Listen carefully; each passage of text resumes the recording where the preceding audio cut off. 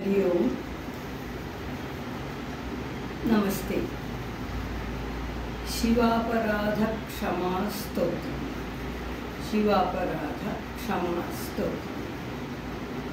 Forgive me is the title. शिवापराध क्षमा स्तोत्रम।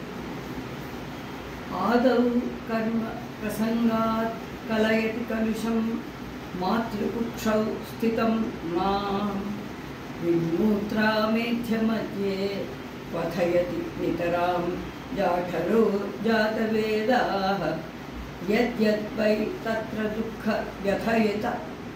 व्यथयति नितरां शक्यते केन वक्तुं क्षन्तव्यो मे पराद शिव शिव श्री महादेव शंभो। As I was born, I didn't think of you, O Lord. बाल्ये दुःखातिरेको मललुलितवपुः स्तन्यपाने पिपासा शक्तश्चेन्द्रियेभ्यो बहुगुणजनिता जन्तवो मां तुदन्ति नानारोगादिदुःखदनपरवशः शङ्करं न स्मरामि क्षन्तव्यो मे पराद शिव शिव श्री महादेव शंभो क्षन्तव्यो मे पराद शिव शिव शिव भोः श्री महादेव शंभो। As I'm born, I was looking for my feet. I was in filth, I was feeling uneasy, all that kind of miserable things. I didn't think of you, Lord Shiva. Proudaham yavanastu proudhoham yavanastu विषयधरै पंचभिर्मर्म संधौ दष्टो नष्टो विवेकः सुतधन युवति स्वादसौख्ये निषण्णः शैवीचिन्त विहीन मम हृदयमहो मानुगर्वाधिरूढम् क्षन्तव्यो मे पराद शिव शिव शिव भो श्री महादेव शंभो। Youth was so lost in you, that was very happy.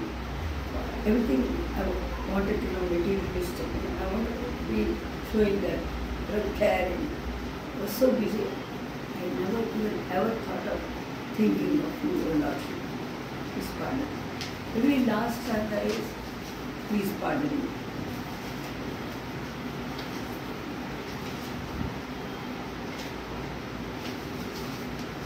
वार्धक्ये चेन्द्रियाणां विगतगतिमति चति दैवतितापैः पापैः रोगैर्वियोगैस्वरमसित वपुः प्रौढहीनं च दीनं मिथ्यामोह अभिलामति मम मनो भूजति ध्यान शून्यं क्षन्तव्यो मे पराद शिव शिव शिव शिव महादेव शंभो। Old age came and I'm so involved in all these diseases, middle age. I never thought of you, Lord Shiva. I'm sorry. No shakyam smartha karma pratipada gahana pratyavayukulabhyam shraute vatam katham me dvijakulabihi brahma marge susare nastha dharme vichara shravana manana yogi nididhyasitavyam क्षन्तव्यो may पराद Shiva. I didn't do tapas, I didn't do manan, I didn't do nididhyas, I did never even think of you, Lord Shiva. Please pardon me. स्नात्वा प्रत्युषकाले स्नपन विधौ नाह्यतं गाङ्गे तोयं ऊर्ध्वातं वाकाद् कदाचित् ऋतरगहन निखण्ड बिल्वीदलानि. Not even offering a bilvadal offering, not even a dip in Ganges. नानीता पद्ममाला सरसि विकसित गंध पुष्पे वदर्थम क्षन्तव्यो मे पराध. शिव शिव भो Shri Mahadev. I didn't do this. I didn't take any bilvadal. I didn't even ever think of your Lord.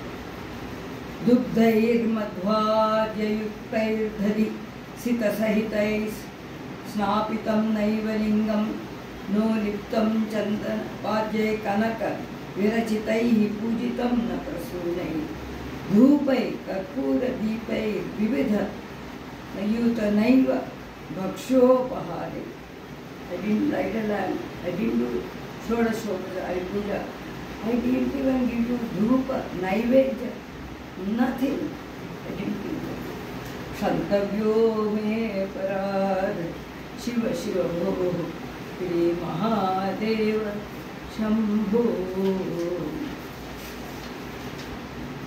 नग्नो निसंग शुद्ध त्रिगुण विरहित अस्तमोहान्धकारो नासाग्रे न्यस्तुदष्टिवित भव गुणो नैव दृष्ट कदाचित् उन्मन्यावस्थया त्वां विगत कलिमलं शङ्करं न स्मर.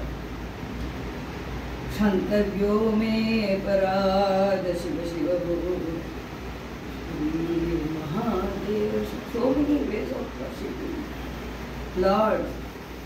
Meditation, yoga, offering, so many ways in front of me. I didn't look up to, oh Lord, please pardon me.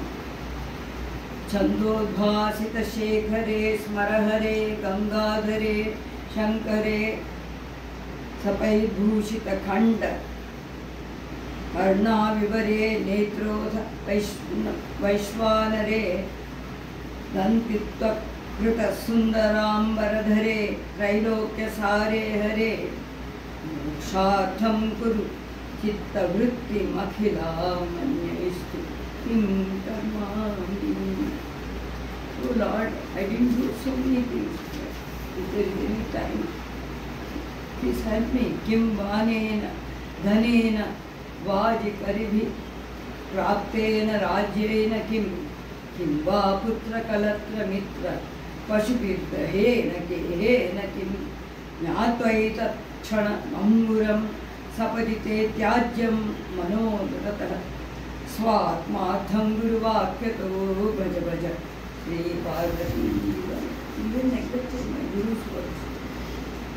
The parents are Adiguru and everything I just did wrong.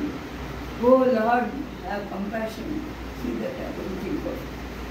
आयुर्नश्यति पश्यतां प्रतिदिनं याति क्षयं यौवनं प्रत्यायान्ति गता पुनर्न दिवसा कालो मद्भक्षकैः लक्ष्मीसोयतरङ्गभङ्गचपलां विद्युच्चलं जीवतं तस्मान् मां शरणगतं शरणदत्तं रक्ष रक्षारुण. So all our life we have not had any time to think. But oh Lord, you are very compassionate. Please give me a chance. Let me think. Let me surrender to you, oh Lord Shiva. So the famous shloka is there. Kara charana krutam vakayajam karmajam va shravana nayanajam va manasam va paradam vihitam avihitam va sarvametakshamasva. जय जय करुणाब्दे Shri Mahadev Shambhu. As I have learned in my ignorance, as I am now growing in my old age, I seek all the saints, Mahatmas, my parents, Gurus to help me to cross this ocean, samsara, and seek pardon and seek the Lord